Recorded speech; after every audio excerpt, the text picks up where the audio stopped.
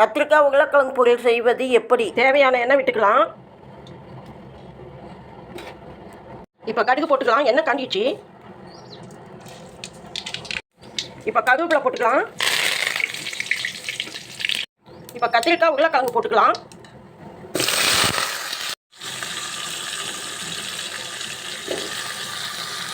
இப்போ கல்லுப்பு போட்டுக்கலாம். இது நல்லா வதங்கணும்.